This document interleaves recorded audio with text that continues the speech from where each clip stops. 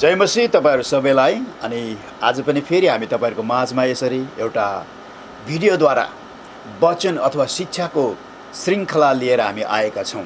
अनि आज तपाईहरुलाई यो भिडियोद्वारा चाहिँ भाग 3 मा हामीले लाँदै छौं। अनि हामीले भाग 3 मा कलसीको अध्याय 1 को 9 देखि 14 पदसम्मबाट आज हामीले हेर्दै छौं।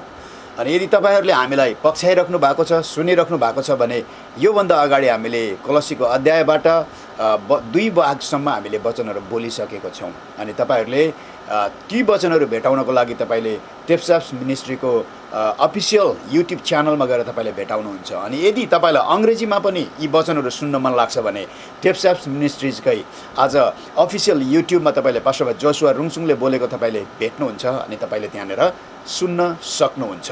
अनि यो भिडियो पनि जब कम्प्लिट हुन्छ अनि टेप्साप्स मिनिस्ट्रीजकै अफिसियल युट्युब च्यानलमा अपलोड हुनेछ।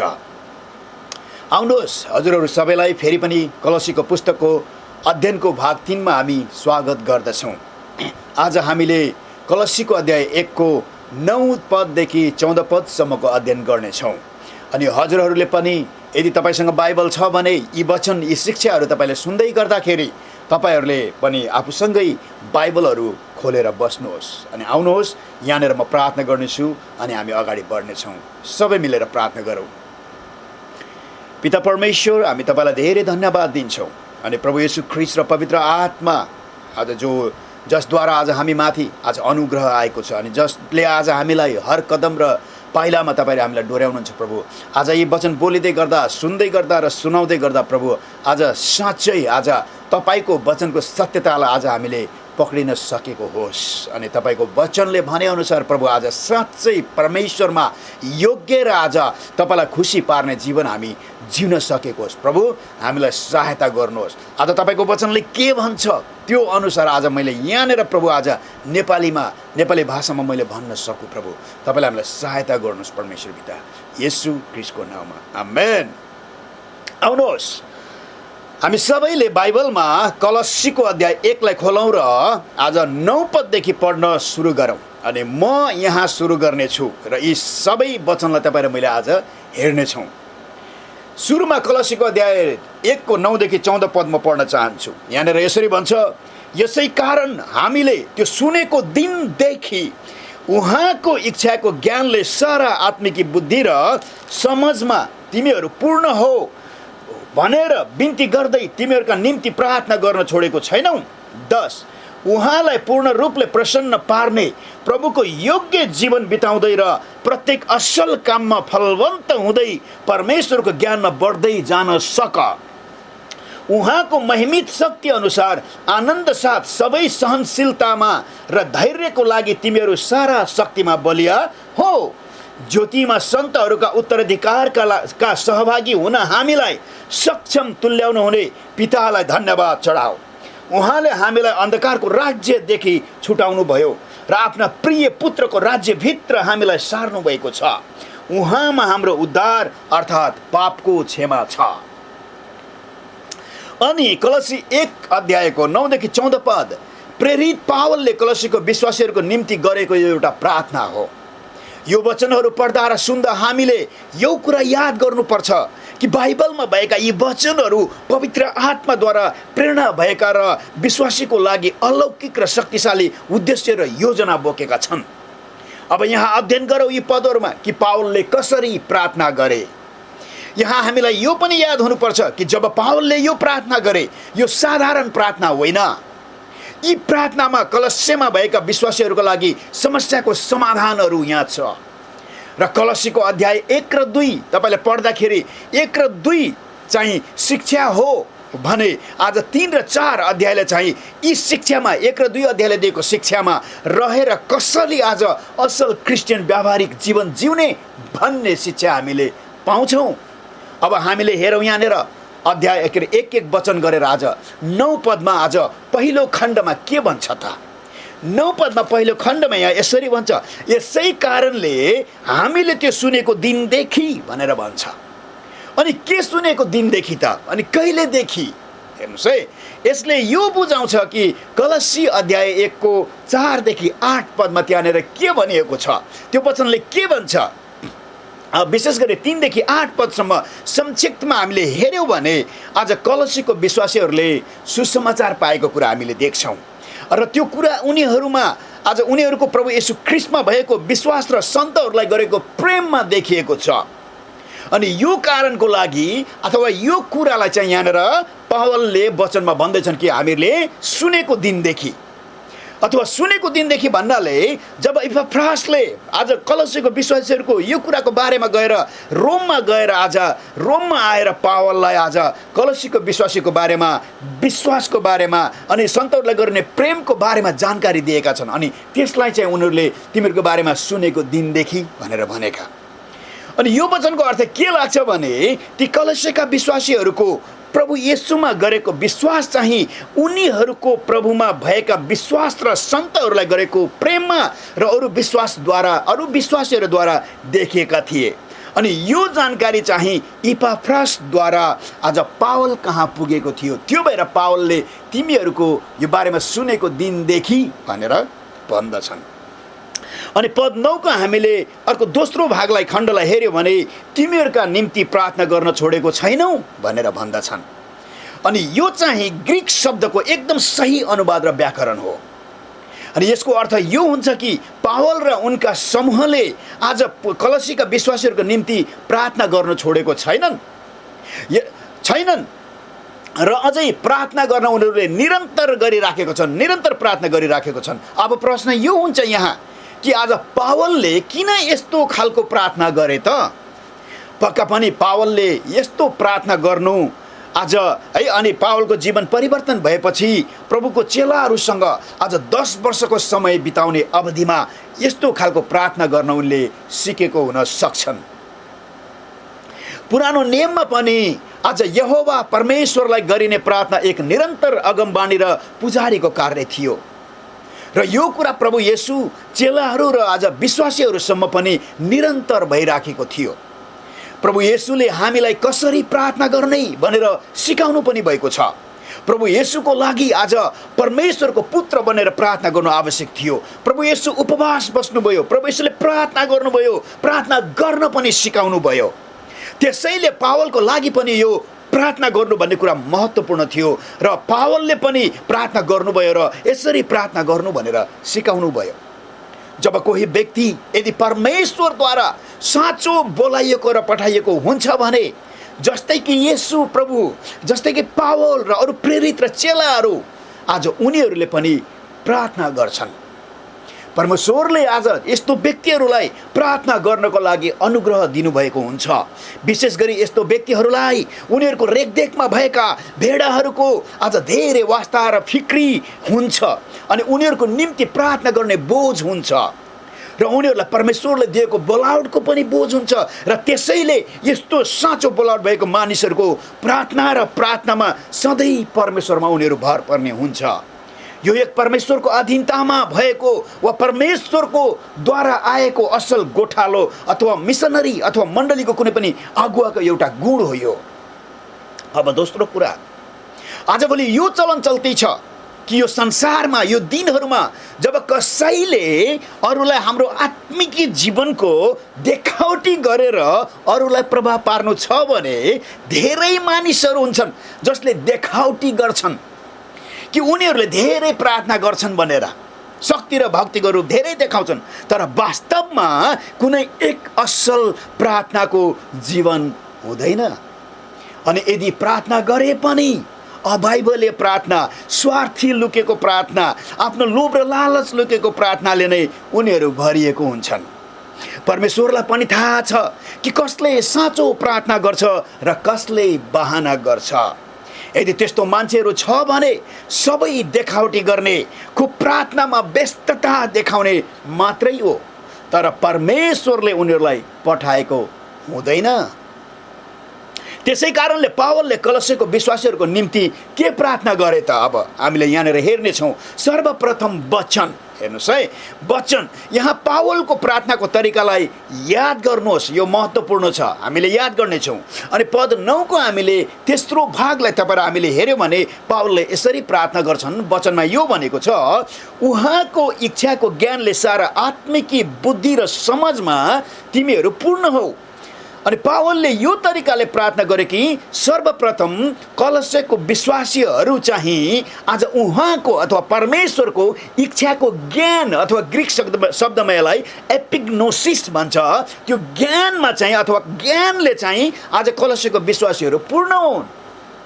अनि यहाँ यो वचनमा भनिएको ज्ञान अथवा एपिग्नोसिस भन्नेको अर्थ चाहिँ के हुन्छ भने कुनै पनि कुराको बारेमा कसैले आफ्नो मनमा वा दिमागमा पाएको जानकारी हुन्छ। अनि यसले चाहिँ यहाँनिर भनिएको यो ज्ञानले चाहिँ यसले चाहिँ वचन र प्रसङ्ग बिनाको पवित्र आत्माबाट आएको प्रकाश भन्ने कुरालाई बुझाउँदैन, तर यहाँ चाहिँ भनेको यो ज्ञान अथवा एपिग्नोसिस भन्ने शब्दले प्रेरणादायी वचनलाई भन्दछ। र अहिले तपाईँ र मेरो लागि यो उहाँको इच्छाको ज्ञान अथवा एपिग्नोसिस भन्ने कुरा चाहिँ आज तपाईँ र मेरो निम्ति यो बाइबल हो, परमेश्वरको वचनलाई भन्दछ। अब कुरा गरौँ उहाँको इच्छाको ज्ञान अथवा एपिग्नोसिस। यसको मतलब कसैले भनेको जसै कुनै नखुलिएको अर्थ अथवा अर्थ नखुलिएको वा नबुझिएको इच्छा भन्ने हुँदैन। मानौ कि आज कस्तो छ भने कतिपटक कसैले मेरो जीवनसाथी को होला अथवा मैले के काम गर्नुपर्छ होला अब आउने दिनमा अथवा भन्ने के सोच्छन्। अनि के गर्छन् भने उनीहरू अहिलेको आगमवक्ता कहाँ जान्छन् अनि मलाई भनिदिनुहोस् न, कुनै पनि कुराको लागि एकदम गोप्य ज्ञान कुनै स्वर्गदूत अथवा सपना अथवा दर्शनद्वारा दिनुहोस्, मलाई निश्चयता दिनुहोस् भनेर उनीहरूले भन्छन् है। तर यहाँ भनिएको अहिले यहाँ वचनमा भनेको उहाँको इच्छाको ज्ञान भनेको एपिग्नोसिस भनेर जुन यहाँ भनिएको छ त्यसले चाहिँ परमेश्वरको इच्छा जुन अहिले बाइबलमा उल्लेख भएको छ र बाइबलमा पुरा भएको छ त्यसलाई बुझाउँछ, तर यो अघि मैले भनेको हावादारी कुराहरूलाई बुझाउँदैन। अनि एपिग्नोसिस भन्नुको अर्थ मतलब यो हो कि अब परमेश्वरको इच्छा अथवा ज्ञान भनेर यो बाइबललाई भनिनुको अर्थ यो हो कि अब नयाँ प्रकाश कुनै पनि छैन, जति प्रकाश हुनु थियो यहाँ खुलिसक्यो भनेर भन्दछ। प्रभु येशू नै परमेश्वरको इच्छाको पूर्ण प्रकाश हुनुहुन्छ। आमेन। अनि पावलले कलस्यको मण्डली र विश्वासीहरूलाई यो प्रकारको ज्ञान पाउन् भनेर उत्साह गर्छन्। त्यही कुरा वा परमेश्वरको वचन उनीहरूलाई सिकाउँदैछन्, यहाँनिर सिकाउँदैछन्। अनि यो भन्नुको अर्थ यो हो कि आज लेखिएको वचन अध्ययन गर्नुहोस् अथवा बाइबल अध्ययन गर्नुहोस् अनि हजुरहरूसँग परमेश्वरको इच्छाको ज्ञान हुनेछ भनेर कलस्यको विश्वासीलाई भन्दैछन्। अनि आज तपाईँ र मेरो लागि पनि। अनि यसले हजुरलाई आज नचलाउला, तर यो बिना तपाईँहरूले परमेश्वरको इच्छा थाहा पाउन सक्नु हुँदैन। हेर्नुहोस् है, अनि हाम्रो मनमा र दिमागमा परमेश्वरको वचनको ज्ञान र इच्छा बिना हजुर हामीहरूले परमेश्वरको इच्छालाई चिन्न सक्दैनौँ अथवा परमेश्वरलाई पनि तपाईँ र मैले चिन्न सक्दैनौँ र बाँच्न पनि सक्दैनौँ। न त पवित्र आत्माको काम नै तपाईँ र ममा हुन्छ। त्यसै कारणले मत्तीको अध्याय 28 को महान आज्ञा दिइएको छ कि शिक्षा दिनु भनेर। आज भोलिका झुटा शिक्षकहरूले यस्तो शिक्षा दिन्छन् कि दिमागी ज्ञान अर्थविहीन हुन्छ। आज सेमिनारी स्कुल आज बाइबल कलेजमा गएर अध्ययन गर्नु बेकार हो, तिमीहरू घरमै बसेर प्रार्थना गर सबै कुरा तिमीहरूले थाहा पाइहाल्छौ भनेर आज स्कुल जाने भाइ बहिनीहरूलाई पनि निरुत्साहित पार्छन् र यो अबाइबलीय हो र यसले आज भाइ बहिनीहरूलाई आत्मिकी अथवा आत्मिकी विहीन बनाउँछन्। त्यस्ता झुटा शिक्षकहरूले शैतानिक शिक्षा चलाउँछन् र भन्छन् आज सेमिनारी जानु भनेको त आज सिमेट्री अथवा चिहान गाडीमा गएको जस्तो हो, चिहानमा गएको जस्तो हो भन्छन्। अनि यस्तो भन्ने यो एक शैतानिक शिक्षा हो जुन आजभोलि मण्डलीहरूमा एकदम प्रयोग गर्छन्। र यस्ता समूहहरूलाई कलस्यको विश्वासीहरूलाई है पावलले झुटा ज्ञान, झुटा बुद्धि र झुटा आत्मिकीको विरुद्धमा यहाँनिर चेतावनी दिन्छन्। स्वर्गदूतको दर्शनपछि नदौड ए कलस्यका विश्वासीहरू, अगमबाणीको पछाडि नदौड कलस्यका विश्वासीहरू, मानिसको परम्परा पछाडि नदौड इत्यादिका कुराहरू, किनकि यस्ताहरू सांसारिक लालसी र ईश्वरहीन हुन्छन् भनेर भन्दछ। परमेश्वरको वचन जान अध्ययन गर बरु। त्यसैले येशूले मण्डलीहरूको निम्ति पास्टर र शिक्षक दिनुभएको छ कि आज पास्टर र शिक्षकद्वारा चाहिँ असल र सही सत्य वचन र शिक्षाहरू मण्डलीका विश्वासीहरूले पाओस् भनेर। त्यसो भए अब अहिले हाम्रो लागि प्रकाश खोलिएको परमेश्वरको इच्छा उहाँको वचन हो अथवा यो बाइबल हो। यसमा परमेश्वरको इच्छाको प्रकाश प्रकट गरिएको छ। त्यसैले अब परमेश्वरको इच्छा चाहिँ झुट्टा परमेश्वरविहीन र अबाइबलीय स्रोतहरूबाट हामीले खोज्नु हुँदैन। जस्तै कि अब स्वर्गदूतहरू अथवा दर्शनहरू, अगमबानीहरू, व्यवस्थावादको कुराहरू, आज यो खानु त्यो खानु, आज त्यो नखानु त्यो नखानु, मैले यस्तो गर्नु त्यस्तो नगर्नु। हेर्नुहोस् है, आज व्यवस्थाले भनेअनुसार अनि भोजन पनि यो भोजन नखानु त्यो भोजन खानु, परम्परा इत्यादि परमेश्वरको वचनमा थप्ने र घट्ने गराउनु तपाईँले मैले हुँदैन। परमेश्वरको वचनको गलत अर्थ पनि लगाउनु हुँदैन। आज कसले के गरिराखेको छ भनेर न्याय गर्नलाई परमेश्वरको वचनको गलत प्रयोग या दुरुपयोग पनि गर्नु हुँदैन। आज अरूमाथि न्याय गर्नको लागि आज परमेश्वरको वचनलाई आज दुरुपयोग गरेर तपाईँलाई मैले प्रयोग गर्नु पनि हुँदैन। तर धेरै छन् यस्तो परमेश्वरको वचनको दुरुपयोग गर्नेहरू। परमेश्वरको वचनको दुरुपयोग गर्ने मानिसहरू चाहिँ बालबालिकालाई शोषण गर्नेहरू, महिलालाई शोषण गर्नेहरू, लागु पदार्थ सेवन गर्ने जस्तो व्यक्तिहरू हुन् है। त्यस्तो खालको व्यक्तिहरूसँग आज यी परमेश्वरको वचन दुरुपयोग गर्ने मानिसहरूलाई दाझिन्छ। परमेश्वरको वचनको दुरुपयोग गर्नेहरू त झन् यी माथि भनेका व्यक्तिहरूभन्दा पनि अझै गिरेको, अझै नीच र खतरा व्यक्तिहरू हुन्। अनि त्यो बेला ती कलस्यका विश्वासीहरू परमेश्वरको इच्छाको ज्ञानले चाहिँ पूर्ण हुनु भनेर यहाँ भनिएको छ। अनि पूर्ण हुनुको अर्थ हुन्छ कि वचनको नियन्त्रणमा तिमीहरू रहनु अथवा वचनद्वारा तपाईँहरू डोरिनु। जस्तै जब कुनै व्यक्ति आज जाँड रक्सीले भरिएको हुन्छ भने त्यो व्यक्ति त्यो जाँड र रक्सीको नियन्त्रणमा हुन्छ वा जाँड र रक्सीको नसाद्वारा त्यो व्यक्ति चलिएको हुन्छ। त्यस्तै गरी हामीहरू पनि जब परमेश्वरको इच्छाको ज्ञानले आज भरिपूर्ण हुन्छौँ अथवा भरिन्छौँ भने जुन बाइबलमा मात्रै छ, जुन ज्ञान छ आज जुन बाइबलमा मात्रै पाइन्छ, यही वचनद्वारा नै आज तपाईँ र म आदि नियन्त्रणमा हुनुपर्छ र यही वचनबाट मात्रै तपाईँ र म डोरिनुपर्छ अथवा यो वचनले भनेअनुसार जीवन तपाईँ र मैले जिउनुपर्छ। हामी कुनै पनि गलत ज्ञान, बुद्धि र शिक्षा अनि दर्शन, अगमबानी, स्वर्गदूत, परम्परा, रीतिरिवाज, भोजन, सबातहरू र आजद्वारा नियन्त्रणमा हुने अनि चलाइने तपाईँ र म हुनु हुँदैन। तर बाइबलको वचनले आज के भन्छ, परमेश्वरको इच्छाको ज्ञान प्रकट भएको यो वचनले के भन्छ, त्यो चाहिँ तपाईँ र मैले गर्नुपर्छ। तर वचनको ज्ञान यो आफैमा पनि अपर्याप्त र शक्तिशाली नहोला यो ज्ञान भन्ने कुरा चाहिँ। तर याद गर्नुपर्ने कुरा यो हो कि आज यसको मतलब यो कमजोर या महत्त्वपूर्ण छैन भन्ने कुरा होइन। परमेश्वरको ज्ञान म स्कुल जानु पर्यो, पढ्नु पर्यो, परमेश्वरको ज्ञान आज मैले किन लिनु पर्यो भन्ने कुरा है यो महत्त्वपूर्ण छ, के अरे यो कमजोर छ या महत्त्वपूर्ण छैन भन्ने होइन। यो धेरै महत्त्वपूर्ण छ। यो ज्ञानको कुराले यो कुरा हामीलाई कसरी थाहा हुन्छ त, किन महत्त्वपूर्ण छ भन्ने कुरा हामीलाई थाहा हुन्छ त, किनकि परमेश्वरले हामीलाई वचन दिनुभयो र पावलले पनि आज त्यही प्रार्थना गरेका छन् यहाँ कि आज परमेश्वरको इच्छाको ज्ञानमा तिमीहरू पूर्ण हुनु भनेर।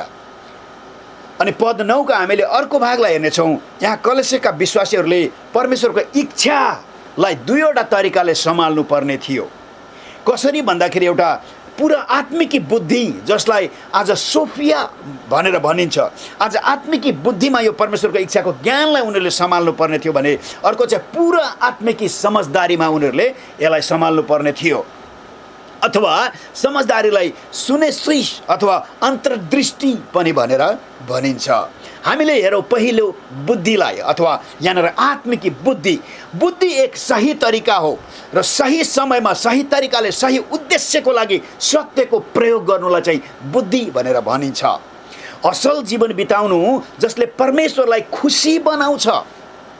पावलले कलस्यको विश्वासीको लागि ज्ञानलाई प्रयोग गर्नको लागि बुद्धिको लागि प्रार्थना गरिदिन्छन्। ज्ञान भएर मात्रै भएन, तर ज्ञानलाई प्रयोग गर्नको लागि बुद्धिको लागि प्रार्थना गरिदिन्छन्। तर पनि आज यो अझै अपूर्ण छ। ज्ञान र बुद्धि आफै पनि अपूर्ण छ, तर पनि यी दुवै ज्ञान र बुद्धिलाई व्यवस्था गरिनु हुन्न। ज्ञान र बुद्धि अपूर्ण छ भन्दैमा यी दुवैलाई व्यवस्था गर्नु वा पन्छ्याउनु चाहिँ हुँदैन। त्यसै कारण पन्छाएका कारण आज झुटा शिक्षकहरूले ती विशेष गरी ती दिनहरूमा र अहिले पनि साँचो बाइबलले ज्ञान, बाइबलले बुद्धि र बाइबलले आत्मिकताको सम्बन्धको बारेमा उनीहरूले बुझ्दैनन्। किन? सुन्नुहोस्, किनभने सोलोमन जसले आफ्नो सारा बुद्धिमा, जसले हितोपदेशको पुस्तक लेखे, जसलाई आज सबैभन्दा पृथ्वीमा भएका सबैभन्दा बुद्धिमानी मानिस भनेर सोलोमनलाई चिनिन्छ, जसले आज वृद्ध उमेरमा आफ्नो मूर्ति पूजक श्रीमतीहरूको कारणले गर्दा आफ्नो हृदय परमेश्वरदेखि टाढा बनाए, जुन कुरा तपाईँले पहिलो राजाको अध्याय 11 को 4 पदमा देख्न सक्नुहुन्छ। र सोलोमन र झुटा शिक्षकहरूमा के कमी थियो त? त्यसो भए आज यो कुरालाई हामीलाई कहाँ डोर्याउँछ भन्दाखेरि त्यही कुरा अथवा पद 9 मा तपाईँ र मलाई लक्ष्य फेरि कि जुन कुराको छलफल यहाँनिर गरिनुपर्छ, परमेश्वरको इच्छाको ज्ञानलाई आज है आत्मिक बुद्धि र समझदारीमा सम्हाल्नु भनेको आज हेर्नुहोस् है, त्यो कुरामा तपाईँ र मलाई लान्छ। तपाईँ र मैले हेर्नेछौँ यो कुराको ग्रीक शब्दमा चाहिँ सही अनुवाद चाहिँ के हुन्छ भन्दाखेरि आत्मिकी बुझाइ है, बुद्धि आत्मिकी बुझाइ हुन्छ। अनि अङ्ग्रेजीमा NAS भर्सन बाइबलले अनि ESV भर्सन बाइबलले र NIV भर्सन बाइबलले चाहिँ के भन्छ भने आत्मिकी बुझाइ है, अथवा ले चाहिँ आत्मिकी बुद्धि र समझदारी भन्छ। तर KJV भर्सनले चाहिँ के भन्छ भने बुद्धि र आत्मिकी समझदारी भन्छ। अब यहाँनिर दुईवटा कुरा देखियो, त्यसो भए कुन चाहिँ सही हो त? तर मैले चाहिँ ग्रीक भाषाको अर्थ खोल्ने विशेषज्ञले भनेको अनुसार नै हामी यहाँनिर जानेछौँ। अनि उहाँ विशेषज्ञको अनुसार चाहिँ आत्मिकी भन्ने कुरामा चाहिँ बुद्धि र ज्ञान दुवै भएको हुनुपर्छ भन्ने कुरा चाहिँ यहाँनिर देखिन्छ। अनि आत्मिकीको स्रोत चाहिँ पवित्र आत्मा नै हुनुहुन्छ। आमेन। अनि त्यसैले सोलोमनको जीवनको कमजोरीको कारण चाहिँ यहाँनिर यो पुष्टि हुन्छ कि सोलोमनको बुद्धि थियो तर सोलोमनको आत्मिकी बुद्धिको बुद्धि थियो तर सोलोमनले आत्मिकी बुद्धिको प्रयोग गरेनन् है, वा सोलोमनले आज्ञाकारितामा परमेश्वरलाई खोजेको थिएनन् ज्ञान र त्यो बुद्धि भए पनि, किनकि उनले आफ्नो मूर्ति पूजक श्रीमतीहरूको कुरा सुनेर झुटा मूर्ति पूजक आत्मिकीबाट प्रभावित हुने भएको थिए। अनि ती श्रीमतीहरू जोहरू शैतानको नियन्त्रणमा थिए अथवा शैतानद्वारा उनीहरू सञ्चालित थिए। त्यसै कारण हामीलाई पनि आत्मिकी बुद्धि चाहिन्छ। बुद्धि मात्रै होइन, न त ज्ञानवादी ज्ञान जुन स्वर्गदूत र म दर्शन र मानिसहरूको परम्पराबाट आउँछ त्यो खालको बुद्धि पनि चाहिएको होइन, तर आत्मिकी बुद्धि तपाईँ र मलाई चाहिएको। अनि यो आत्मिकी बुद्धिले चाहिँ यहाँ पहिलो कोरिन्थीको अध्याय 12 को 8 पदमा भनेको वरदानहरूलाई पनि भनेको होइन, न त यसले स्वर्गदूत वा अरू स्रोतबाट आउने अगमबानी वा दर्शनलाई बुझाउँछ कि जुन अहिले कतिले गलत तरिकाले शिक्षा दिएको जस्तो है, दिएको जसो। तर यो चाहिँ परमेश्वरको इच्छाको ज्ञान हो, परमेश्वरको इच्छाको ज्ञान हो। अनि परमेश्वरको इच्छाको ज्ञानसँग यो सम्बन्धित छ जुन लिखित बाइबलमा लेखिएको छ। हामीलाई बुद्धि मात्रै चाहिने होइन, तर आत्मिकी बुद्धि तपाईँ र मलाई चाहिन्छ। सर्वप्रथम त हाम्रो आत्मिकीको स्रोत चाहिँ बाइबलले हुनुपर्छ, जुन बाइबलमा प्रकट गरिएको परमेश्वरको इच्छामा अथवा त्यो जरामा तपाईँ र मेरो आज यो आत्मिकी स्रोत गाडिएको हुनुपर्छ। र रहस्यमय या ज्ञानवाद आत्मिकीबाट होइन जुन कलसेको झुटा शिक्षकहरूले त्यहाँ सिकाइराखेको थिए, र आज पनि झुटा शिक्षकहरूले यस्तै आत्मिकीपनको बारेमा सिकाइराखेको छन्। र यस्तो होइन, र पावलले यो पनि थप्छन् र भन्छन् कि हामीलाई आत्मिकी बुद्धि मात्रै होइन तर आत्मिकी समझदारी पनि हामीलाई चाहिन्छ। अनि अब यहाँ समझदारी भन्ने शब्दले फेरि आत्मिकी समझदारीलाई बुझाउँछ। समझदारी मात्रै होइन तर आत्मिकी समझदारीलाई यहाँनिर बुझाउँछ। अनि यसको अर्थ चाहिँ पवित्र आत्माले हाम्रो मन वा दिमागलाई खोलिदिएको भन्ने हुन्छ। पावलले प्रार्थना गर्छन् कि आज कलसेको विश्वासीहरूको आत्मिकी समझदारी अथवा अन्तर्दृष्टि खुलेको होस्, परमेश्वरको वचन प्रभावकारी रूपले अथवा केवल आत्मिकीले मात्रै अथवा पवित्र आत्माद्वारा मात्रै हामीले बुझ्न सक्छौँ। मन अथवा दिमाग र टाउको यो शिरले मात्रै लिखित वचन बाइबलमा प्रकट भएको पुरा परमेश्वरको इच्छालाई बुझ्न सकिँदैन। त्यसैले परमेश्वरको वचनको फसल कटनी गर्न आज पवित्र आत्माको मद्दतद्वारा हामीलाई आत्मिकी समझदारी चाहिन्छ। आमेन। यहाँ पवित्र आत्माले हामीलाई सहायता गर्नुहुन्छ। यो काम चाहिँ विशेष गरी पवित्र आत्माको काम हो, जुन हामीबाट अथवा हामीद्वारा पवित्र आत्मा परमेश्वरले गर्नुहुन्छ। अथवा पास्टर, प्रचारक र शिक्षकहरूले कति ईश्वरहीन र झुटा शिक्षकहरूले यस्तो खालको कुराहरू आज गलत आत्मिकी बारेमा गलत समझदारीमा सिकाउँछन् अनि तिनीहरूले आज कति यस्तो शिक्षाहरूमा उनीहरूले डोराउँछन् र त्यो दिनमा पनि आज गलत र झुटा शिक्षकहरूले आज कलस्यका मण्डलीहरूलाई उनले सिकाएको जसो वा सही शिक्षा लिन सक्छन्। हेर्नुहोस् है, अथवा कति आज पास्टर, प्रचारक, शिक्षकहरूले सही शिक्षा लिन सक्छन् जसले आज बाइबलीय ईश्वरीय र सही आत्मिकी समझदारीमा आज मानिसहरूलाई डोर्याउँछन् र ल्याउँछन्। तैपनि हामीले याद गर्नुपर्ने एउटा कुरा यो यहाँ छ, त्यो हो कि आज परमेश्वरको वचन नजानेर र वचनको ज्ञान नभई हामीले यो अन्तर्दृष्टि अथवा आत्मिकी समझदारी तपाईँ र मैले पाउन सक्दैनौँ। यो दुईवटा कुराहरू सँगसँगै जान्छ। हेर्नुहोस् है, यो दुईवटा कुराहरू सँगसँगै जान्छ। झुटा ज्ञानवादी शिक्षक र प्रचारकहरूले परमेश्वरको वचनको अध्ययनलाई उनीहरूले इन्कार गर्दै आज परमेश्वरको वचनको अध्ययनबाट आउने ज्ञानलाई पनि उनीहरूले इन्कार गरेका थिए त्यतिखेर कलस्यका मण्डली अथवा विश्वासीहरूको माझमा। र उनीहरूको तर त्यो झुटा र गलत शिक्षकहरूको मध्यनजर चाहिँ कहाँ थियो भन्दाखेरि झुटो ज्ञान, झुटो बुद्धि, जस्तो कि स्वर्गदूतसँगको भेटघाट हामी हुनुपर्छ हैन, दर्शनको पछाडि उनीहरू धेरै दौडिने, दर्शनको बयान उनीहरूले गर्ने, अथवा इजरायलको चाडपर्व हामीले मान्नुपर्छ, इजरायलको चाडपर्व हामीले मानेनौँ भने हामी विश्वासी हुन सक्दैनौँ, आज शक्ति र भक्ति तपाईँमा म हुँदैन भन्ने खालको कुराहरू उनीहरूले गर्थे। किनकि उनीहरूले अध्ययन र ज्ञानलाई चाहिँ उनीहरूले अनात्मिकी अथवा शैतानिक उनीहरूले ठान्थे र अहिले पनि गलत शिक्षकहरूले यस्तै नै ठान्छन्। यो चाहिँ बाइबलले कति पनि होइन। हामीले अझै एक कुरा यहाँनिर स्पष्ट पार्नु छ कि पवित्र आत्माले हामीलाई परमेश्वरको लिखित वचनको प्रकाश दिनुहुन्छ भन्दैमा स्थानीय मण्डलीमा हामीलाई शिक्षकहरू चाहिँदैन र वचन अध्ययन गर्नु पर्दैन भन्ने होइन। हेर्नुहोस् है, मलाई त पवित्र आत्माले प्रार्थना गरेर बसेपछि पुरा प्रकाश दिइहाल्नुहुन्छ, मलाई त पास्टर पनि चाहिँदैन, मलाई शिक्षक पनि चाहिँदैन भन्ने कुरा चाहिँ होइन। झुटा शिक्षकहरूको गलत यही नै हो कि उनीहरूले गलत झुटा ज्ञान र बुद्धि उत्पादन गर्छन्, गलत कुरा सिकाउँछन्। तर पास्टर र प्रचारक र शिक्षकहरू चाहिँ आज स्थानीय मण्डलीहरूलाई परमेश्वरले दिएको वरदान हो र हामीलाई थाहा छ। तर सबै मानिस शिक्षक हुँदैनन् अथवा सबै मानिस शिक्षक पनि हैनन्। तर शिक्षकहरूले उनीहरूले हामीलाई परमेश्वरको वचन बुझ्नलाई मद्दत गर्नको लागि आज स्थानीय मण्डलीहरूमा उनीहरू हुन्छन् र पवित्र आत्माले हाम्रो जीवनको व्यक्तिगत वचनको पढाइ र अध्ययनलाई सही शिक्षकहरूले सिकाउँदै गर्दा अथवा सही शिक्षकहरूले भनेको कुरा सुन्दै गर्दा आज हामीलाई सही आत्मिकी र सही बुद्धि अनि सही आत्मिकी समझदारीमा आज हामीलाई डोर्याउनुहुन्छ। अनि अर्को कुरा, एक अलौकिक, हेर्नुहोस् है, यो चाहिँ एक अलौकिक कुरा तपाईँ र मैले यहाँनिर याद गर्नुपर्ने हुन्छ अथवा परमेश्वरले कसरी काम गर्नुहुन्छ भन्ने कुरा तपाईँ र मैले यहाँनिर याद गर्नुपर्ने हुन्छ। सर्वप्रथम परमेश्वरको इच्छाको ज्ञान अथवा लिखित बाइबलको वचनको ज्ञान तपाईँ र ममा हुनुपर्छ एक नम्बरमा। अनि त्यसपछि चाहिँ आत्मिकी बुद्धि तपाईँ र ममा हुनुपर्छ, अनि आत्मिकी समझदारी अथवा अन्तर्दृष्टि तपाईँ र ममा हुनुपर्छ। बुद्धि र ज्ञानले बाइबलीय तरिकाले काम गरोस् भनेर यी दुई मध्ये, हेर्नुहोस् है, बुद्धि र ज्ञानले बाइबलीय तरिकाले काम गरोस् भनेर यी दुई मध्ये कुनै एकबाट हामीले सुरु गर्नु सक्दैनौँ।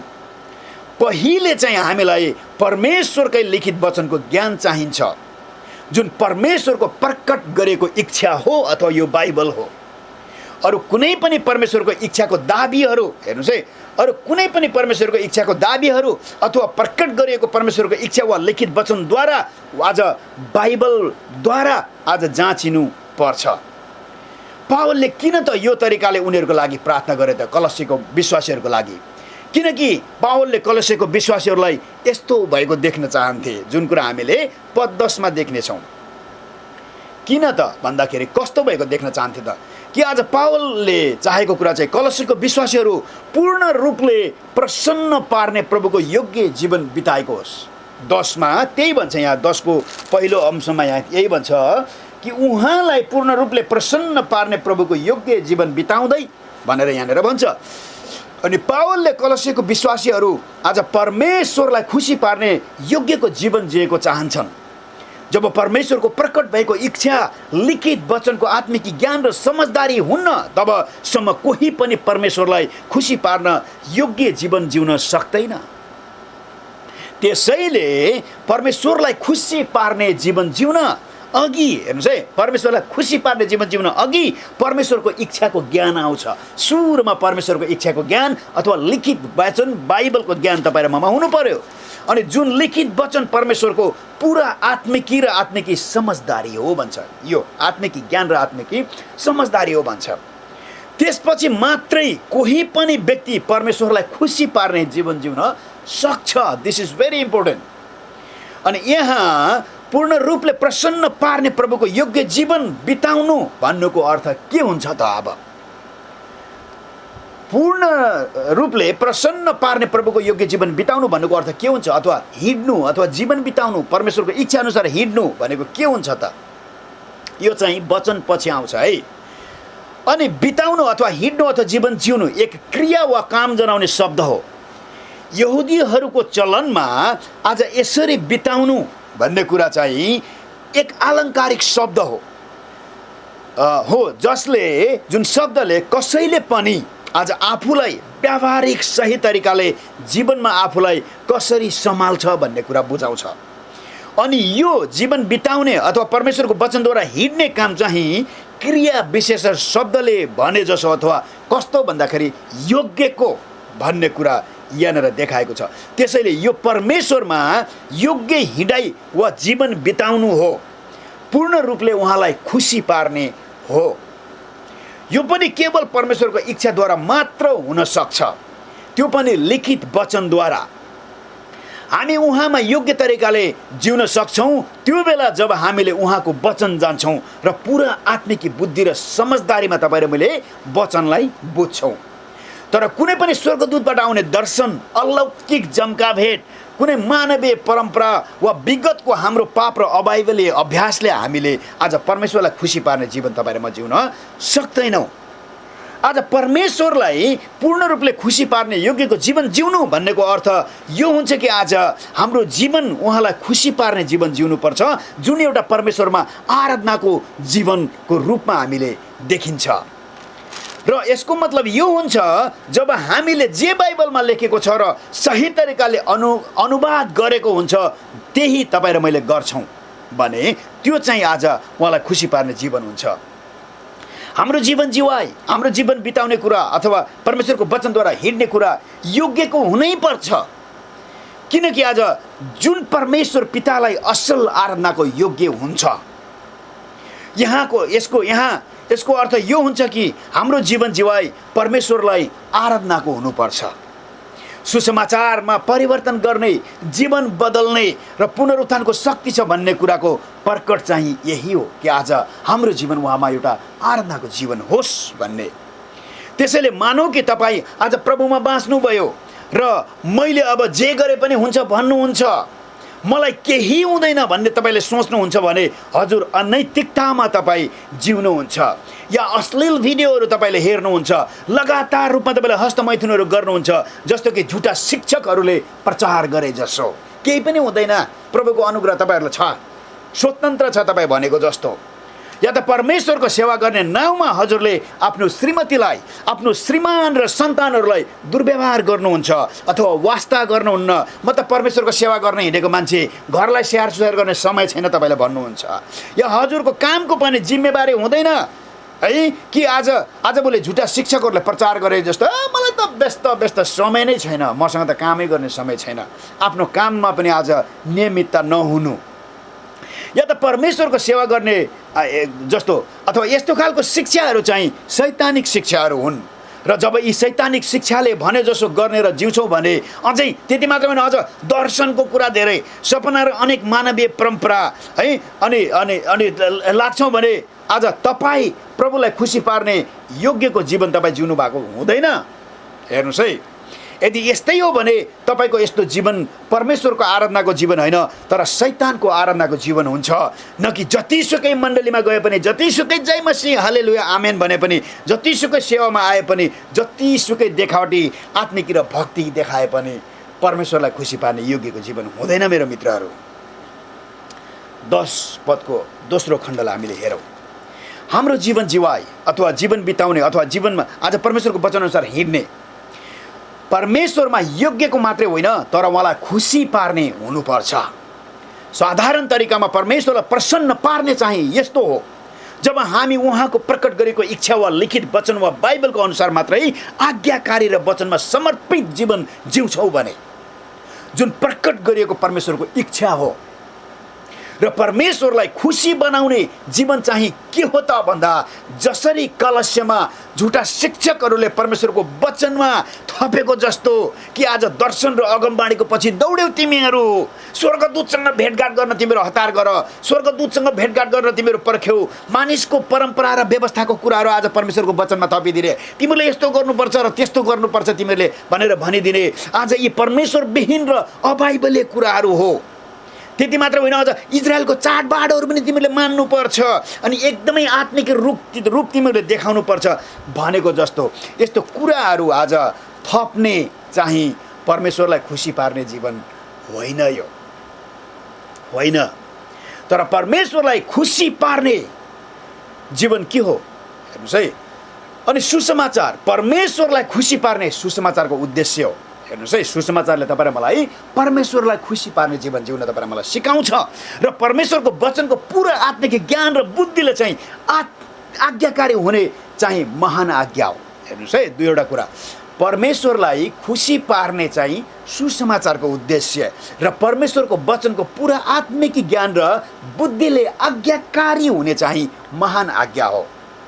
जसको अर्थ के हुन्छ भन्दाखेरि कि परमेश्वरलाई सबै कुरामा खुसी पार्नु वा सबै तरिकाले आत्मा शरीर र प्राणले आज अनि विश्वासीहरूको सम्बन्धमा, संसारसँगको सम्बन्धमा, धन पैसामा, आज मौका र अवसरहरूमा, आशिषमा र सेवाको पनमा पनि र दान र वरदानमा पनि आज परमेश्वरलाई खुसी पार्ने जीवन जिउनु भन्ने यहाँनिर सिकाउँछ। अनि यसको अर्थ हुन्छ अर्को कुरा, शुद्धतामा तपाईँ र म बढ्दै जानु। साँचो सत्य परिवर्तित विश्वासी परमेश्वरको अघि केवल प्रभु येशूको रगतले गर्दा उनीहरूको न्याय पाएको स्थान छ। जो पनि आज साँचो सत्य रूपमा परिवर्तित भएको व्यक्तिहरू छ, उनीहरूले परमेश्वरमा न्याय र निशा पाइसकेको स्थान छ। त्यसैले आज उनीहरू अघियोस् वा पवित्र वा छुट्याइएको वा अलग गरिएको भन्ने, परमेश्वरको निम्ति संसारबाट अलग गरिएको भन्ने बुझिन्छ अथवा चिनिन्छ। तर पनि हाम्रो दैनिकी जीवनको जुन कुरा हामीले गर्छौँ आज त्यो सबै कुराले परमेश्वरलाई खुसी पार्छ नै भन्ने छैन। जस्तो कि जब हामीले झुटा शिक्षामा विश्वास गर्छौँ वा परमेश्वरको विरुद्धमा गलत वा पाप गर्छौँ, अरूको विरुद्धमा गलत वा पाप गर्छौँ, आज परमेश्वरको वचन विरोध गरेर हामीले पाप गर्छौँ भने परमेश्वरलाई खुसी पारेको जीवन जिएको भन्ने हुँदैन। त्यसैले आज यसको अर्थ हुन्छ कि परमेश्वरलाई खुसी पार्ने जीवन भनेको शुद्धतामा पनि बढ्दै जानु हो, शुद्धतामा बढ्दै जानु हो। पद 10 को अर्को पदलाई अर्को खण्डलाई, तेस्रो खण्डलाई हामीले हेर्नेछौँ।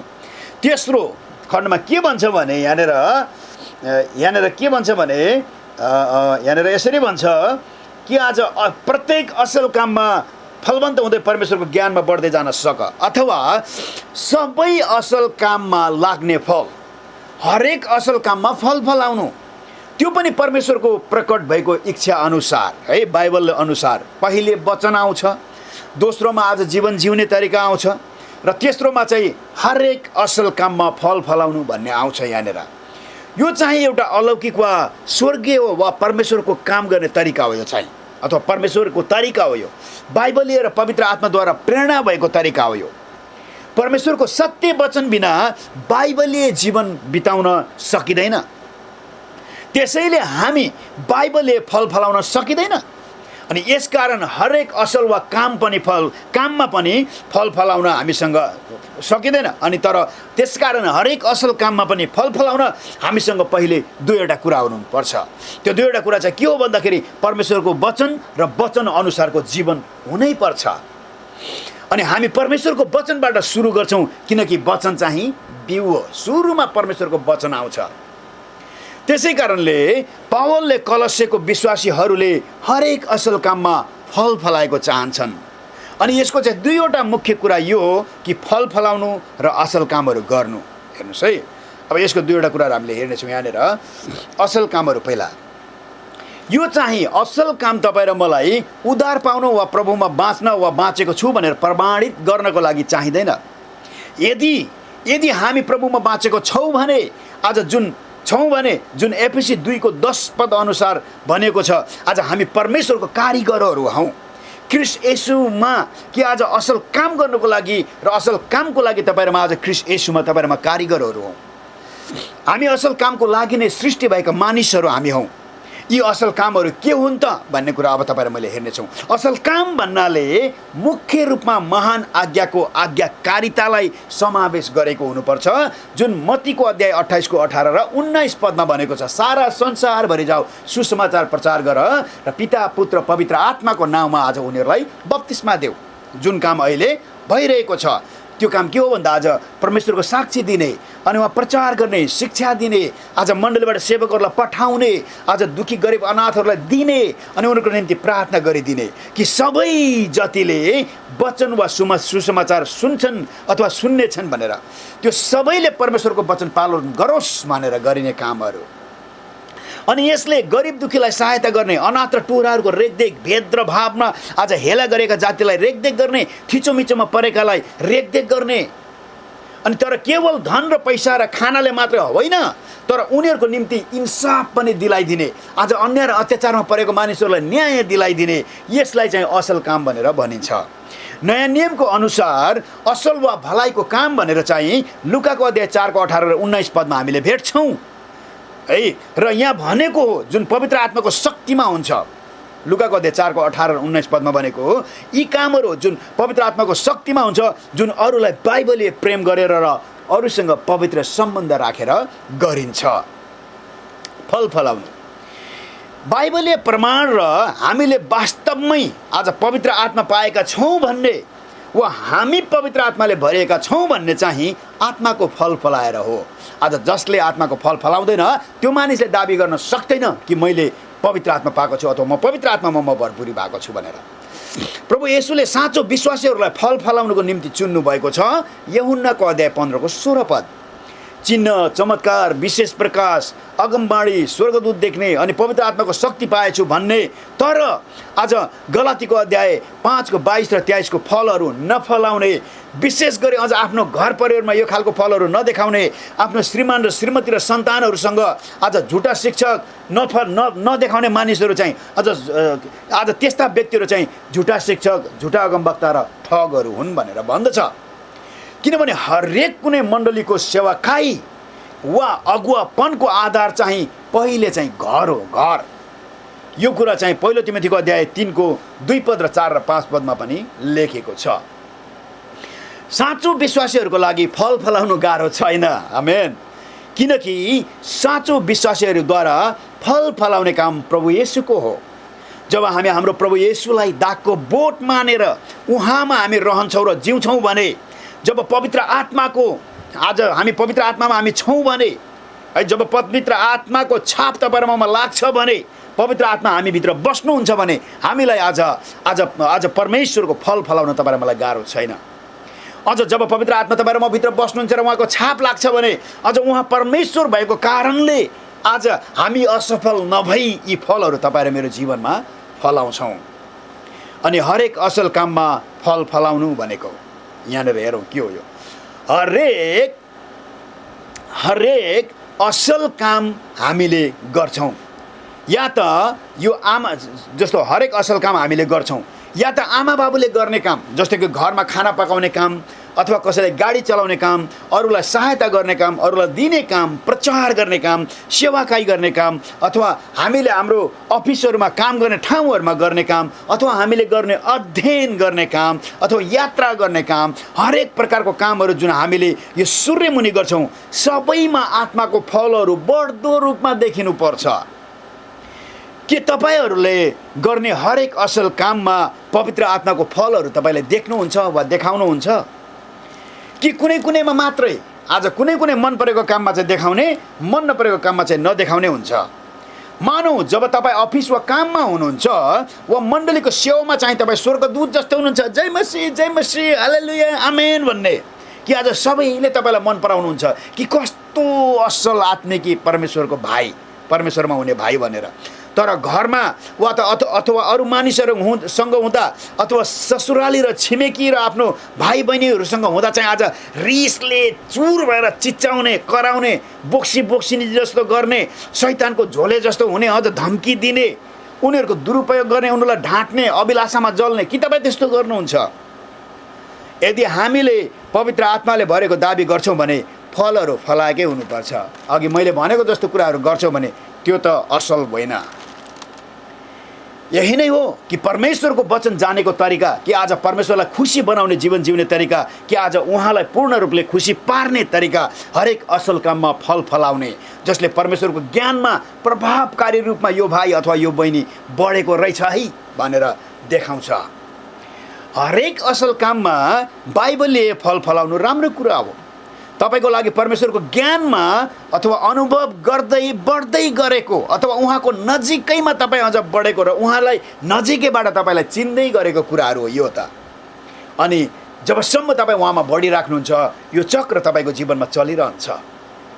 ग्रिक भाषामा बढ्दै जाने भन्ने शब्द चाहिँ निरन्तर भन्ने रूपमा छ, जसको अर्थ हुन्छ कि कोही कसैले आज प्रभुमा बढ्ने काम अथवा वृद्धि हुने काम भइराखेको छ भन्ने हुन्छ। अनि यो पवित्र आत्माले हामीभित्र उहाँको काम गर्दै गरेको हो, अथवा हामी भित्र अथवा हामीमा अथवा हामीबाट। त्यसैले कि आज हामी सबै बढ्दो रूपमा प्रभु येशू जस्तो हुन सकोस्, अथवा पुरानो स्वभावलाई छोडेर प्रभु येशूको स्वभावले तपाईँ र म भरियोस् भनेको हो यो।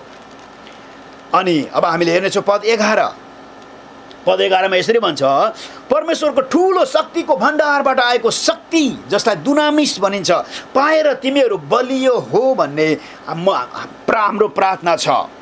त्यसो भए तिमीहरूले सबै कुरा खुसीले दिगो भएर अथवा भएर सहन सक्नेछौ भनेर भनिएछ, बलियो भएर। अनि यहाँनिर यो खुसीले भनेको सुन्नुहोस् है, यहाँनिर यो खुसी अथवा खुसीले वा आनन्दले भन्ने शब्द विशेष गरेर 12सँग सम्बन्धित छ, अथवा अङ्ग्रेजी बाइबलमा हेऱ्यो भने यसलाई चाहिँ 12 पदमा समावेश गरेर लेखेको छ। तर अरू सबै बाइबलको अनुवादले चाहिँ 11 पदमा नै यो शब्दलाई लेखेको छ। र यो कुरा जब हामीले ग्रिक भाषामा हेर्छौँ यसको अझै सही अर्थ तपाईँ र मैले पाउँछौँ। पावलले अब परमेश्वरको सामर्थ्य अनुसारको शक्तिको लागि यहाँनिर प्रार्थना गर्छन्। भन्ने नै हो भने कुन शक्ति भन्दाखेरि पुनरुत्थानको शक्ति, कि कलस्यमा भएको झुटा शिक्षाहरूको आज शिक्षाहरूले बन्दी बनाएका झुटा र अन्धकारको शक्तिको विरुद्धमा, जस्तो कि स्वर्गदूतको दर्शनको विवरण, आफ्नो शरीरलाई आज कष्ट दिने जस्तो धर्म, अथवा इजरायलको चाड मान्ने जस्तो चलन, अनि अरू यस्तै कुराहरूको आज विरुद्धमा चाहिँ आज पुनरुत्थानको शक्तिको लागि आज कलस्यको विश्वासीको लागि पावलले प्रार्थना गरिदिन्छन्। कि पावलले भन्दैछन् यहाँ कि हामीलाई यस्तो झुटा शक्ति चाहिँदैन, तर परमेश्वरको शक्ति, पवित्र आत्माबाट आएको शक्ति, कि योग्यको जीवन जिएर हरेक बाटोमा आज परमेश्वरलाई खुसी बनाउने शक्ति अथवा पुनरुत्थानको शक्ति तपाईँ र मलाई चाहिन्छ भनेर यहाँ वचनमा भन्दैछन्। यस्तो प्रकारको शक्ति चाहिँ केवल प्रार्थना र परमेश्वरसँग मागेर मात्र सम्भव छ। तर यो सबैलाई र सबैको निम्ति उपलब्ध छ, किनकि यो चाहिँ उही एक पवित्र आत्माबाट आउँछ जो सबैको निम्ति हुनुहुन्छ। अनि यहाँनिर अर्को शब्द छ शक्ति पाएर भन्ने। शक्ति पाएर भन्ने शब्द ग्रिकमा एक क्रिया अथवा वर्तमान समयमा भएको भन्ने जनाउने शब्द छ। यसको अर्थ यो हुन्छ कि यो परमेश्वरको काम हो जुन निरन्तर भइरहेको हुन्छ र एकपटक मात्र हुने काम होइन, तर लगातार भइरहन्छ। कलस्यको विश्वासीहरूले यो थाहा पाउनुपर्छ कि परमेश्वरले हामीलाई निरन्तर शक्ति दिनुहुन्छ, त्यसकारण हामी असल र भलाइ कामको लागि फलहरू फलाइराख्नेछौँ। यो 3 गुणहरू सुन्नुहोस् है, सहने शक्ति, धैर्य अथवा संयमता संयमता अथवा सहने शक्ति, सहनशीलता र धैर्य र आनन्दहरू परमेश्वरबाट आउने शक्तिहरू हो। आमेन। अनि परमेश्वरले हामीमा सधैँभरि काम गरिराख्नुहुन्छ ताकि हामीहरूले फल फलाइराख्न सकौँ भनेर। परमेश्वर पवित्र आत्माको शक्ति दुनामिस, सहनशीलता, आज निरन्तरता, धैर्यता र आनन्दमा रहिरहनको लागि उपलब्ध छ। हामी होसियार हुनुपर्छ, न कि आज भोलिको जसो मानिसहरूले भनेको जस्तो पवित्र आत्माको शक्ति चाहिँ आज विस्फोटक हुने पदार्थ जसो उनीहरूले भन्छन्, आज चिच्चाइहाल्ने, कराइहाल्ने, ढलिहाल्ने, लडिहाल्ने भनेको जस्तो। यहाँ पवित्र आत्माको शक्ति भन्नाले चाहिँ गलातीको अध्याय 5 को 22 र 23 पदले भनेको जस्तो आज प्रेम गर्न सक्ने, आनन्द, शान्ति, धैर्य, दया, भलाइ, विश्वस्ता, नम्रता र संयमता हो। यहाँ दुनामिस पवित्र आत्माको शक्ति भन्नाले कुनै सुपरम्यानको जस्तो, शक्तिमानको जस्तो शक्ति वा बम फुटेको जस्तो शक्तिलाई जनाउँदैन। तर पवित्र आत्माले दिने शक्ति बिना, सुन्नुहोस् है, पवित्र आत्माले दिने शक्ति बिना आज तपाईँ हामीमा धैर्यता, सहनशीलता र आनन्द तपाईँ र मैले पाउन सक्दैनौँ। यी शक्तिहरू आज धैर्यता, सहनशीलता, आज आनन्द भन्ने शक्तिहरू तपाईँलाई सामान्य लाग्छ होला है, सामान्य सुनिन्छ होला है, देखावटी के अरे सामान्य र सूक्ष्म छन्। तर आज यो देखावटी र विस्फोटक भने यो होइन।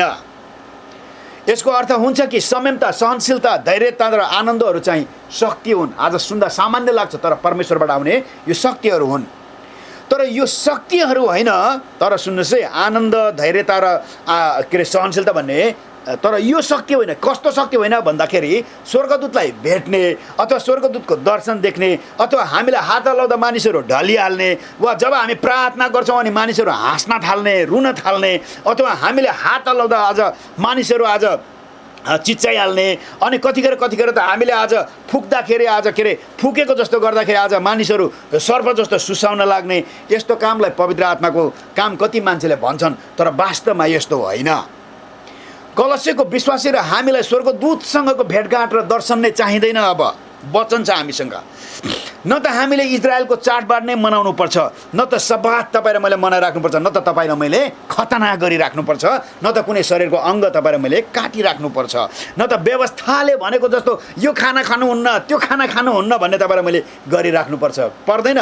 किनकि यो सबै पुरानो नियमको कुरा हो जुन हामीले विगतमा छोडेको, हाम्रो विगतको कुराहरू हो यो। त्यसैले पावलले यहाँनिर प्रार्थना गर्छन् कि आज कलस्यको विश्वासीहरूलाई यो याद दिलाउनको लागि कि आज झुटा शिक्षाको बिगबिकी र भ्रम जसले आज भद्रगोल बनाइरहेको छ, त्यस्तो अवस्थामा पनि आज कलस्यका विश्वासीहरू तिमीहरूमा चाहिँ संयमता रहोस् र धैर्यता र आनन्द भइरहेको होस्। आमेन, भइरहेको होस्। अनि यो चाहिँ पवित्र आत्माको साँचो शक्ति हो। अनि उनीहरूले अरू कतै पनि पवित्र आत्माको शक्ति तिमीहरूले अब खोज्नु पर्दैन। पवित्र आत्मा त्यहीँनिर हुनुहुन्छ, तिमीहरू भित्र हुनुहुन्छ, अनि उहाँले तिमीहरूलाई अनुग्रह दिनुहुन्छ, किनकि यो अनुग्रह चाहिँ उहाँको फल हो भनेर सिकाउँदैछन्। अचम्म लाग्ने तरिका यहाँनिर हेर्नेछौँ हामीले, यो फलहरू जुन पद 11 मा भनिएको छ र जोड दिएको छ, जुन संयमता, धैर्यता र आनन्द हो, यी फलहरू प्रयोग गरेर आज परीक्षा, आज कुनै पनि व्यक्ति, मानिस, तपाईँ र हामी परीक्षा, कठिनाइ, चुनौती, धोका, मान्छेले दिने धोका, आज कठिनाइको परिस्थितिमा यी फलहरू विकास हुने रहेछन्। र पवित्र आत्माद्वारा दिएको आज शक्तिद्वारा हामी अघि बढिराख्नुपर्छ। यी कुराहरूमा कदम त्याग्नु हुँदैन, बिचमा छोड्नु हुँदैन। जस्तो सुकै परिस्थिति तपाईँ र मलाई आए पनि तिनै परिस्थितिमा परमेश्वरले आज संयमता, धैर्यता र आनन्द जस्तो शक्तिहरू तपाईँ र मेरो जीवनमा फलाउनु हुँदो रहेछ। अनि यसको अर्थ यो हुन्छ कि पवित्र आत्माले यस्तो परिस्थितिहरूलाई हाम्रो जीवनमा शक्तिको फल फलाउनुको लागि प्रयोग गर्नुहुन्छ। मानिसहरूले देख्छ होला उसको जीवनमा कस्तो परिस्थिति आएको, कस्तो चुनौती, आज मान्छेले उसलाई धोका दिएको, आज कस्तो परीक्षामा त्यो परेको भन्छ होला। तर यस्तै अवस्थामा पवित्र आत्माले ती चुनौती र अवस्थाहरूलाई प्रयोग गरेर हाम्रो जीवनमा धैर्यता, नम्रता, आनन्द, आज संयमता, यी फलहरू आज हाम्रो जीवनमा फलाउनु हुँदो रहेछ। यस्तो शक्तिहरू अनुशासनद्वारा हामीमा आएको हुन्छ। जब हामी नम्र पार्छौँ परमेश्वरमा, यी सबै कुराहरू भोग्दै गर्दा नम्र पार्दा आज अनुशासनद्वारा तपाईँ र ममा आएको हुन्छ। परमेश्वरलाई थाहा छ कि हामीलाई कसरी बनाउने, कसरी तपाईँ र मलाई तालिम दिने र निर्माण गर्ने भन्ने। यो शक्तिहरू हामीमा यतिकै आइहाल्ने र हामीमा संयमता, धैर्यता र आनन्द भइहाल्ने होइन, तर परमेश्वरलाई थाहा छ कसरी गराउने। हामीले यो कामलाई बुझ्न आवश्यक छ कि यो साँचो बुद्धि हो। सुन्नुहोस् है, यो कुराहरू चाहिँ एउटा साँचो बुद्धि हो। यो कामलाई बुझ्न तपाईँ र मैले जरुरी छ। परमेश्वरले आगोको बीचबाट हिँड्ने जसो परीक्षा पनि हाम्रो जीवनमा आज आउन दिनुहुन्छ, न कि आत्माको फलहरू यो मेरा छोराछोरीहरूमा फलोस् भनेर।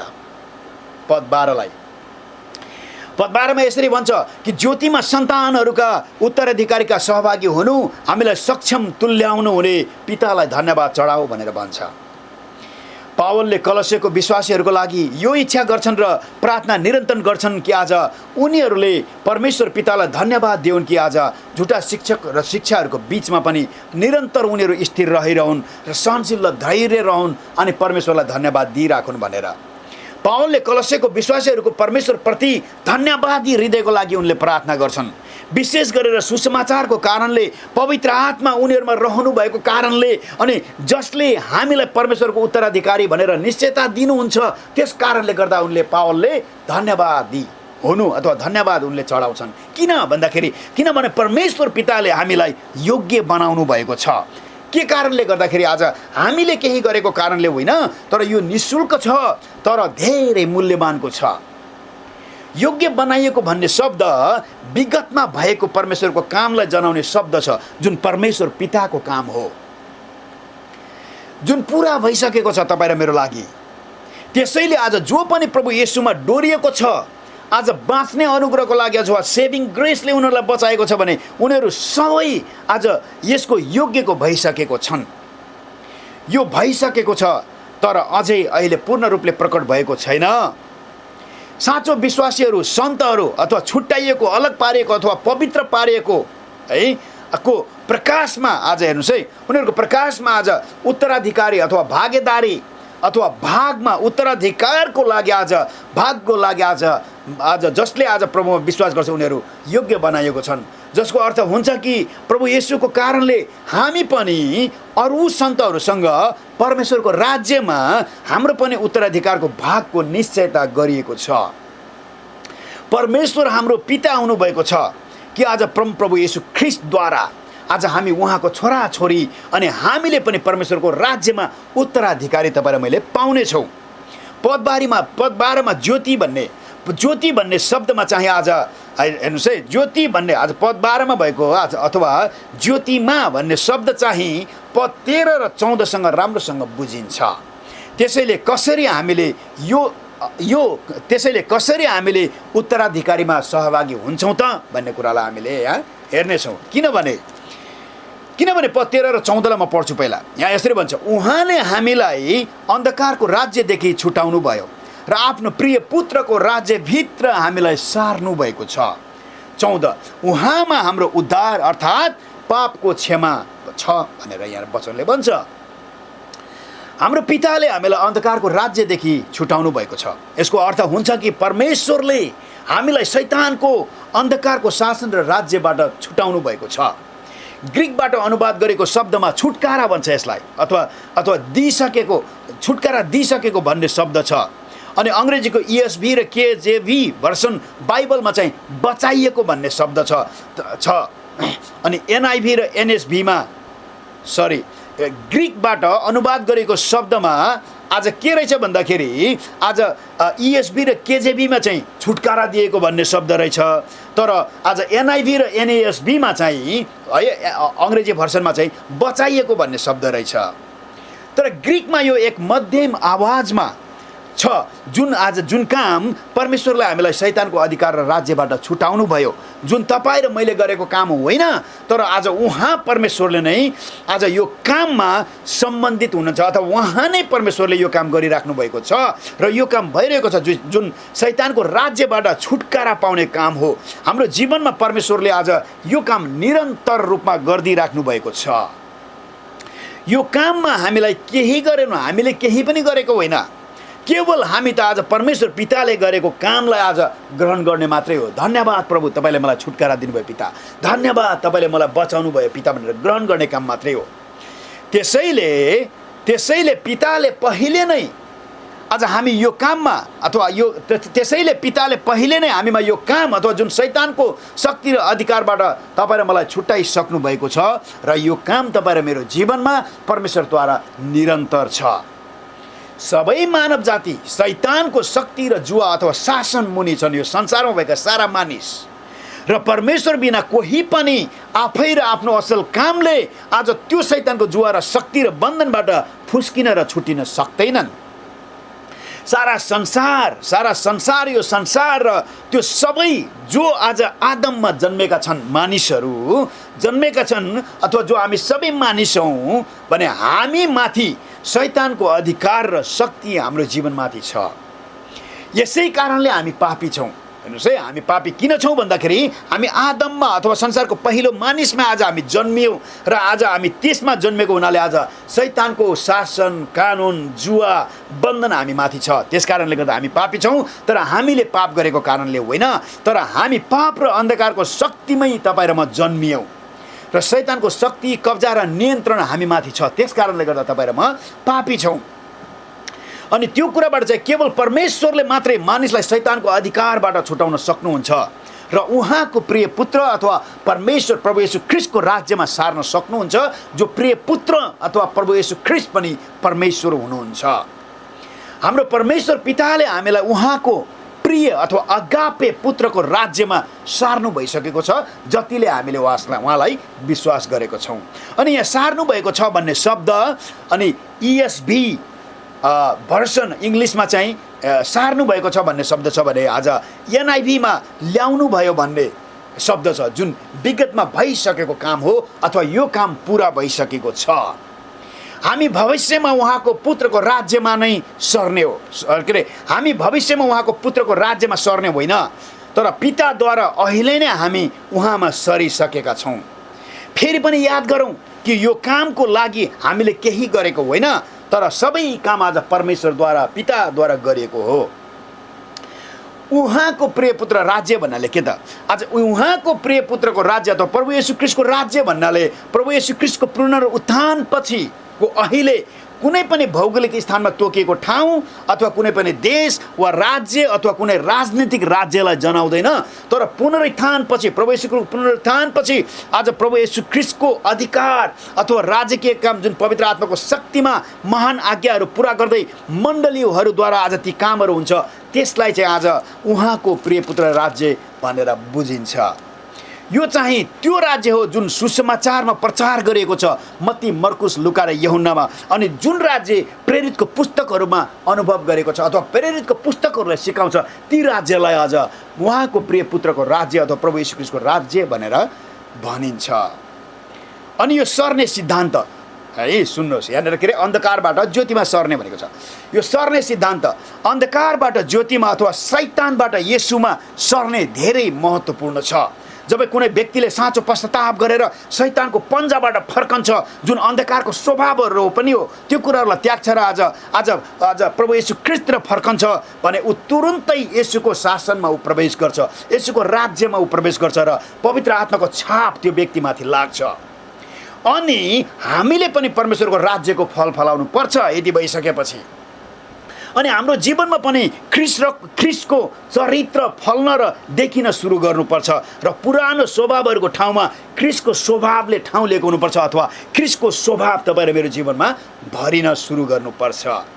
सांसारिक र शरीरले जितेको जीवनबाट बाहिर आउनुपर्छ तपाईँ र म, आमेन। अन्धकारको शक्तिबाट तपाईँ र म निस्किनुपर्छ, आमेन। येशूको राज्यको नीति अथवा शिक्षा स्वभाव जसले प्रभुलाई खुसी पार्छ त्यो कुराहरूले हाम्रो जीवनमा ठाउँ लिनुपर्छ, आमेन। अनि यो चाहिँ एकदम महत्त्वपूर्ण छ। मत्तीको अध्याय 5 देखि 7 सम्मले हामीलाई सिकाउँछ कि आज परिवर्तन भएको जीवन कस्तो हुनुपर्छ, नत्र भने हामी साँचो गरी परिवर्तन भएको हुँदैन यदि यो कुराहरू हाम्रो जीवनमा देख्दैन भने।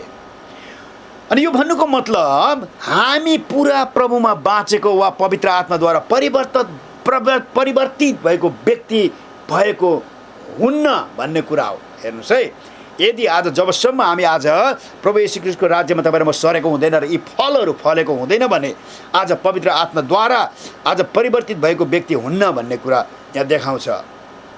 अनि हामीले हेर्नेछौँ प्रिय पुत्र भन्ने शब्द यो प्रिय पुत्र भन्ने शब्द नयाँ नियममा 10 पटक देखिन्छ।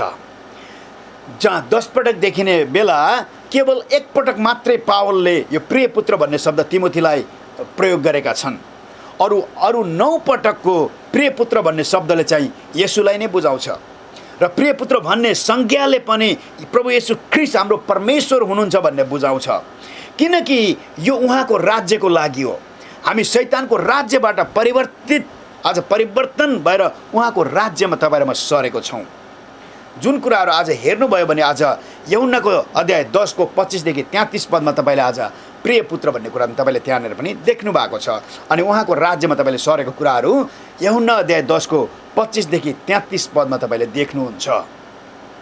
अर्को प्रिय पुत्र भन्ने शब्दको महत्त्वपूर्ण तथ्यमा हामीले हेर्नुहोस् है, यो कुरा प्रिय पुत्र भन्ने शब्दमा यहाँनिर यसरी भन्छ, हामी संसारमा भएका बाबाहरूको छोराहरू जसो उमेरमा पनि सानो छन्, जो त्यस्तो दर्जामा आज हामीले यो शब्दलाई हामीले प्रयोग गर्नु मिल्दैन।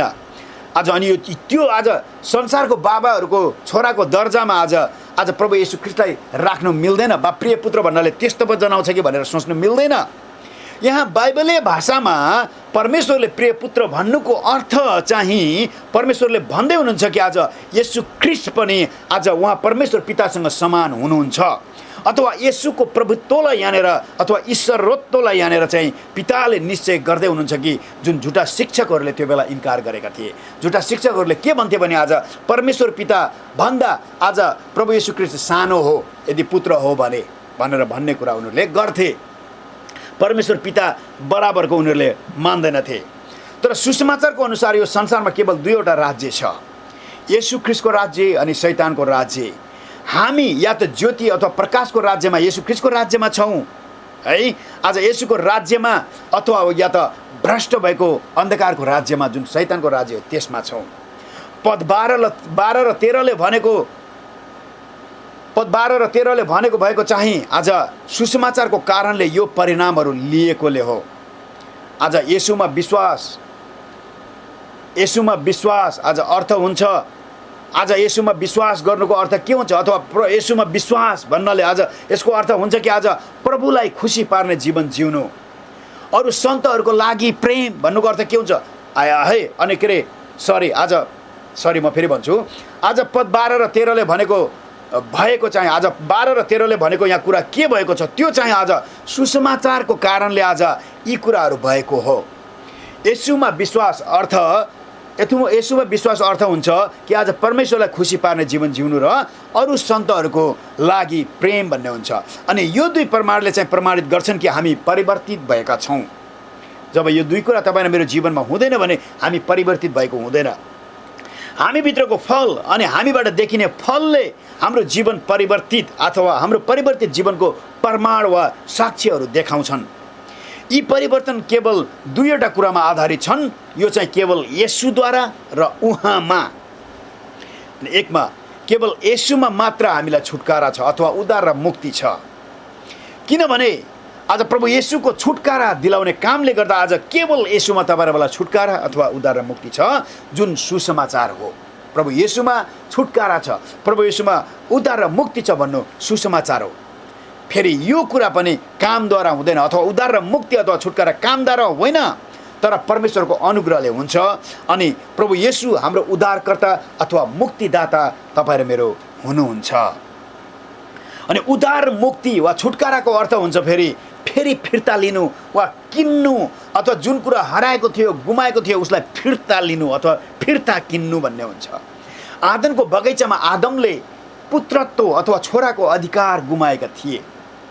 आज हाम्रो दोस्रो आदम अथवा प्रभु येशू ख्रीष्टले हामीलाई उहाँमा फिर्ता किन्नुभयो, फिर्ता लिनुभयो र केवल परिवर्तितहरूलाई मात्रै आज प्रभु येशू ख्रीष्टमा पवित्र आत्माले पुरा परिवर्तन गर्नुभएको छ। आमेन। अनि जुन प्रभु येशू ख्रीष्टको आफ्नै रगतले छाप लगाउनु भएको छ र जुन त्यो रगत प्रभु येशू ख्रीष्टले क्रुसमा बगाउनु भएको छ। अनि अर्को कुरा भन्छ पापहरूको क्षमा। यहाँ पापहरू भन्ने शब्द चाहिँ संज्ञा अथवा नाम हो, जसले मानिस अथवा कुनै ठाउँ अथवा कुनै वस्तुलाई बुझाउँछ। त्यसकारण यहाँ पाप भन्ने शब्दले चाहिँ हरेक व्यक्तिहरू जो परमेश्वरको नजरमा अथवा परमेश्वरको नजरबाट आज गिरेका छन् र त्यसकारणले गर्दा शैतानको अधिकार र शासनमा ती मानिसहरू छन् र दन्कने आगोको बाटोमा छन्, जसलाई दोस्रो मृत्यु भनिन्छ, जुन हामी सबैको सामान्य गन्तव्य हो, त्यसलाई यहाँनिर जनाउँछ। पाप, अपराध र व्यवस्था उल्लङ्घनहरूले हामीलाई शैतानको बन्धनमा बाँधेर राखेको थियो, तर येशू हाम्रो निम्ति पाप बनिदिनु भयो र त्योहरूको लागि आज जसले साँचो पश्चाताप गर्छ त्योहरूको लागि येशू आज पाप बनिदिनु भयो र शैतानको शासन अधिकार हामी माथिको बन्धनलाई उहाँले अन्त्य गरिदिनु भयो। हामी तर याद गरौँ कि आज प्रभु येशूको रगतमा संसारमा भएका सबै मानिसलाई बचाउन सक्ने शक्ति छ, तर ती मानिसहरू मात्र बाँच्नेछन् फेरि जो आज पिताद्वारा आज प्रभु येशू ख्रीष्टमा बोलाइएका छन्। व्यवस्थाको रूपले नै आज येशूले हामीलाई आज क्षमा दिनुभयो है, र परमेश्वरको न्यायको निसाफ उहाँले पुरा गरिदिनु भयो। हामीमाथि परमेश्वरको क्रोध येशूमा खनियो, अथवा तपाईँ र म माथि खनिने परमेश्वरको क्रोध आज येशूमा खनियो, अथवा येशूले तपाईँ र मेरो निम्ति लिइदिनु भयो। अनि परमेश्वरले हाम्रो पाप येशूको रगतद्वारा लिनुभयो र हामीलाई पवित्र, धर्मी र उहाँको पुत्रको राज्यको नागरिक बनाउनु भयो। अहिले अदृश्य मण्डली अथवा विश्वव्यापी ख्रीष्टको शरीर अथवा मण्डली र देखिने स्थानीय मण्डलीद्वारा परमेश्वरको आज्ञाहरूलाई लागू गर्दै मत्तीको अध्याय 28 को 18 र 19 को महान आज्ञा पुरा गर्दै पवित्र आत्माको शक्ति अनुसार प्रेरितको अध्याय 1 को 8 पदले भने अनुसार आज त्योदेखि निरन्तर येशूको सेवाकाईमा आज अध्याय लुकाको अध्याय 4 को 18 र 19 पदले भने अनुसार आज यी कुराहरू भइराखेको छ। अनि कलसी अध्याय 1 को 14 को यी प्रिय पुत्र को हुन् जसमा हाम्रो छुटकारा छ अनि पापको क्षमा छ भन्ने कुरा आज पावलले आज उनको बारेमा आज है यो प्रिय पुत्र अथवा प्रभु येशू ख्रीष्टको बारेमा जसमा छुटकारा छ र पाप छ, पापको क्षमा छ भन्ने कुरा गरेका छन्। आज उनको बारेमा चाहिँ आज कलसीको अध्याय 1 को 15 पददेखिको अघिको पदहरूमा उनले अझै खुलाएर भन्ने छन् र अबाइबलले स्रोत र अन्धकारबाट आउने रहस्यको नयाँ प्रकाश भन्ने कुरालाई गलत र झुट्टा साबित उनले अझै आउने पदहरूमा गर्छन्। अनि त्यो कुरालाई चाहिँ हामी अर्को चौथो भागहरूमा हेर्नेछौँ। अनि हामीलाई आशा छ तपाईँहरूले पनि हामीसँग यी वचन, यी भिडियोहरू सुन्दै गर्दा, हेर्दै गर्दा तपाईँहरूले हामीलाई पनि पक्षाइराख्नु भएको छ र हामीलाई विश्वास छ तपाईँहरूले पक्कै पनि सत्य कुरा, साँचो कुराहरूलाई बुझ्दै हुनुहुन्छ। अनि परमेश्वरले तपाईँ र हामी सबैमाथि आशिष र अनुग्रहहरू गरिराख्नु भएको होस्। हुन्छ, आजलाई यही नै राखौँ। फेरि अर्को चौथो भागमा हामी सबै भेट्नेछौँ प्रभुको अनुग्रहले। जय मसीह।